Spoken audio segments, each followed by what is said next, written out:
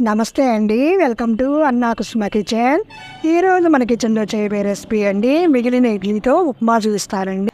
Smash చేసుకోవాలండి, ఉండలు లేకుండా స్టవ్ వెలిగించి బాండీ పెట్టి ఒక 4 స్పూన్స్ పల్లీలు తీసిగా ఉంటుందండి. 2 ఎండుమిర్చిని కూడా కట్ చేసి ఇది కూడా ఇలా మిక్స్ చేసుకోండి. తర్వాత ఒక మిక్సీ జార్లో పొడి చేసుకోవాలి. ఒకటి పెద్దది తీసేసుకొని 2 పచ్చిమిరపకాయలు తీసుకొని సన్నగా ముక్క వేసేసి క్వాంటిటీగా కూడా తీసేసుకోవచ్చు. కొంచెం పసుపు వేసుకోవాలండి. ఇడ్లీలో అనేది ఉప్పు ఉంటుంది కాబట్టి ఒక్క పావు స్పూన్ అంటే పావు స్పూనే చాలా టేస్టీగా ఉంటుందండి. ఇప్పుడు స్మాష్ చేసిన ఇడ్లీ పొడిని ఎలా మిక్స్ చేస్తున్నానో ఇలా గనక టేస్ట్ చేశారంటే మీ పిల్లలు వదిలిపెట్టరండి. ఇప్పుడు మిక్సీ పట్టిన పల్లీ పౌడర్ వేసుకుంటున్నానండి. ఇది కూడా మిక్స్ చేసేసి నిమ్మరసం యాడ్ చేసుకోవాలండి. చల్లారిన తర్వాతనే నిమ్మరసాన్ని యాడ్ చేసుకోండి.